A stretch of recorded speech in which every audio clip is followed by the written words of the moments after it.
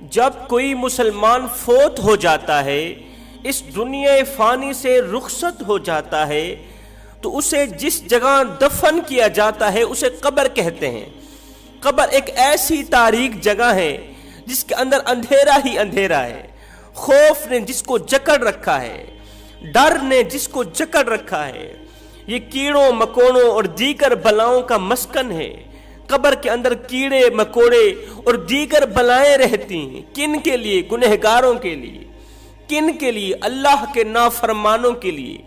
یہ صرف میں نہیں کہہ رہا، اللہ کے رسول بھی فرما کے گئے ہیں۔ میرے کریم نبی نے فرمایا تھا، فرمایا صحابہ قبر روزانہ اپنے اوپر چلنے والوں کو پکار پکار کے کہتی ہے، او میرے اوپر ایڑھی مار کے چلنے والوں، میرے اندر کیڑے ہی کیڑے ہیں، حفاظتی اقدامات لے کر آنا۔ میرے اندر خوف ہی خوف ہے، خوف نے مجھے جکڑ رکھا ہے، کیڑے مکوڑوں نے مجھے جکڑ رکھا، میں کیڑے مکوڑوں اور دیگر بلاؤں کا مسکن ہوں۔ ان بلاؤں سے بچنے کے لیے حفاظتی اقدامات لے کر آنا۔ میرے اندر اندھیرا ہی اندھیرا ہے، تاریکی ہی تاریکی ہے، روشنی لے کے آنا، بچنے کے لیے اچھے اعمال لے کے آنا، نیک اعمال لے کے آنا۔ ایک روایت میں آتا ہے جب انسان نماز کی حالت میں سجدے میں جاتا ہے نا، نماز کی صورت میں جب سجدے کی حالت میں جاتا ہے تو اس کی زبان بے ساختہ بول پڑتی ہے، سبحان ربی الاعلی، سبحان ربی الاعلی۔ ادھر سے بندے کی زبان سبحان ربی الاعلی پڑھتی ہے، ادھر سے زمین نمازی انسان کی پیشانی چوم رہی ہوتی ہے، مٹی نمازی انسان کی سجدے میں سر رکھنے والے انسان کی پیشانی چوم رہی ہوتی ہے، اور ساتھ میں دعا بھی کر رہی ہوتی ہے، فریادیں بھی کر رہی ہوتی ہے، یا باری تعالیٰ جب یہ تیرا محبوب بندہ دنیا فانی سے رخصت ہو کر میرے اندر آئے تو میری تاریکی کو اجالے میں بدل دینا، میرے اندر کے کانٹوں کو گلاب کے پھولوں میں بدل لینا، جنت کی تمام کھڑکیاں میری طرف کھول دینا۔ قبر ایسے انسان کو ویلکم کرتی ہے۔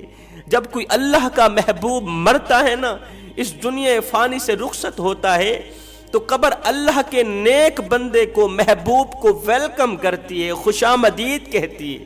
قبر کہتی ہے تیرا آنا بہت بہت مبارک ہو، دنیا میں جتنے لوگ میرے اوپر چلتے تھے ان تمام لوگوں میں سے سب سے زیادہ پیارا مجھے تو ہی لگتا تھا، سب سے زیادہ اچھا مجھے تو ہی لگتا تھا، تیرا آنا بہت بہت مبارک ہو۔ اب یہ تو وہ لوگ ہیں جن کے لیے قبر جنت کے باغوں میں سے باغ بن جائے گی، یہ تو وہ لوگ ہیں جو ہمیشہ کے لیے قبر میں سکون کے ساتھ رہیں گے، جن کا کفن بھی میلا نہیں ہوگا۔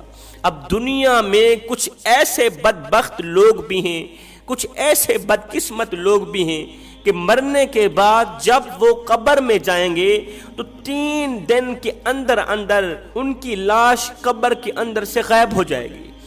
3 دن کے اندر اندر ان کی باڈی، ان کا جسم قبر کے اندر سے غائب ہو جائے گا۔ وہ کون سے لوگ ہیں؟ آخر وہ دنیا میں کون سے ایسے گناہ کرتے تھے، کون سے ایسے اعمال کرتے تھے کہ قبر ان کا بدبودار جسم قبول ہی نہیں کرے گی؟ 3 دن کے اندر اندر ان کی لاش غائب ہو جائے گی، ان کا بدبودار جسم، گناہوں میں ڈوبا ہوا جسم غائب ہو جائے گا، ختم ہو جائے گا، سوائے ہڈیوں کے کچھ بھی باقی نہیں رہے گا۔ آخر وہ کون سے لوگ ہیں؟ یہ وہ لوگ ہیں جو دنیا میں 3 گناہ بڑے شوق سے کیا کرتے تھے۔ حضرت سیدنا امام زین العابدین رضی اللہ تعالی عنہ فرماتے ہیں وہ 3 گناہ کون کون سے ہیں؟ نمبر 1، دنیا میں جو لوگ زنا جیسے گناہ میں مبتلا رہتے تھے، زنا جیسے گناہ میں مبتلا رہتے تھے اور موت کے وقت ان کو توبہ بھی نصیب نہ ہوئی، اور زنا کے دوران بھی موت کا فرشتہ آیا ان کی روح نکال کے چلا گیا۔ جو لوگ دنیا میں زنا جیسے گناہ میں مبتلا رہتے تھے اور بغیر توبہ کے مر گئے، فرماتے ہیں جب زانی انسان کا گناہوں میں ڈوبا ہوا جسم قبر میں جاتا ہے نا تو اس کی بدبو قبر کو اس طرح تکلیف دیتی ہے، اس طرح تکلیف دیتی ہے کہ قبر اللہ سے دعا مانگنے پہ مجبور ہو جاتی ہے، اللہ سے فریاد کرنے پہ مجبور ہو جاتی ہے۔ قبر فریاد کرتی ہے، مالک مجھے اس بدبخت کی بدبو سے بچا، مجھے اس گنہگار کی بدبو سے بچا۔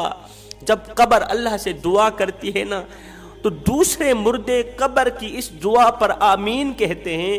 پھر اللہ تعالیٰ کیا کرتا ہے، مردے کھانے والے کیڑے مکوڑوں اور بچھوؤں کو اس شخص کی لاش پر چھوڑ دیتا ہے، اس کی قبر کے اندر چھوڑ دیتا ہے۔ وہ کیڑے مکوڑے بچھو اس کی بدبودار لاش کو اس طرح کھاتے ہیں، اس طرح نوچ نوچ کے کھاتے ہیں کہ سوائے ہڈیوں کی کچھ بھی نہیں بچتا۔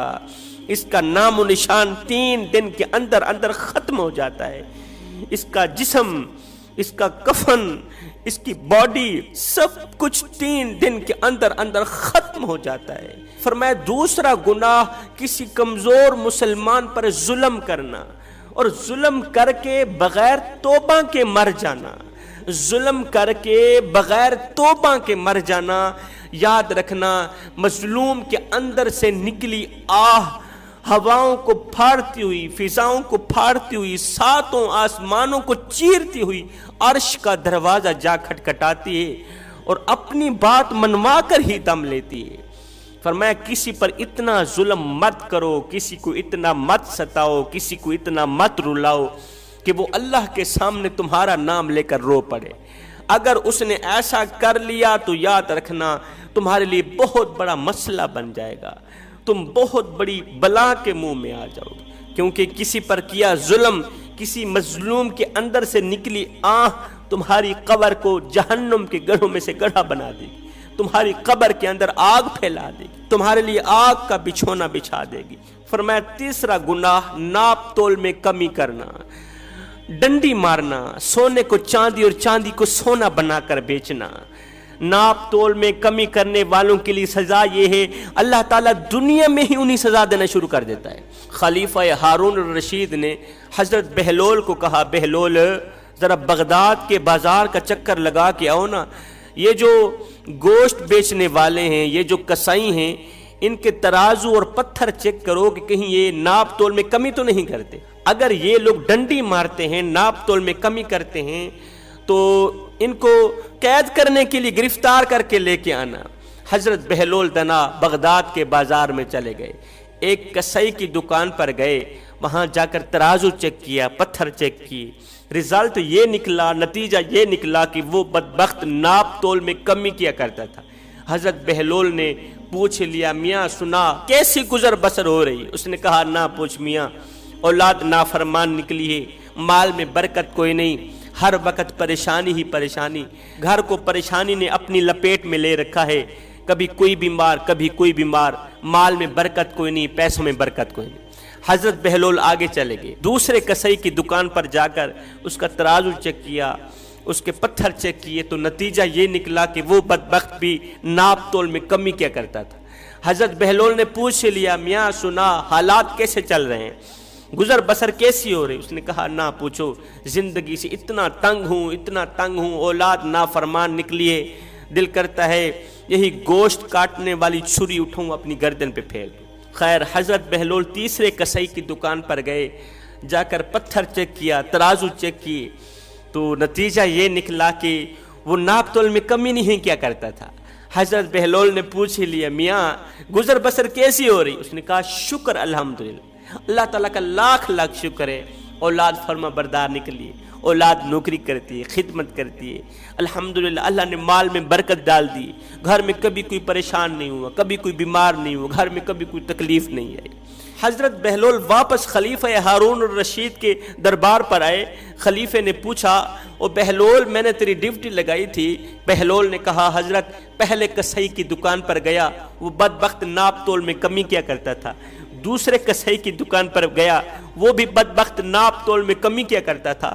یہ سنتے ہی خلیفہ ہارون الرشید غصے میں آ گیا، اور میں نے تجھے کہا نہیں تھا کہ جو بھی ناپ تول میں کمی کرے اسے گرفتار کر کے میرے پاس لے کے آنا۔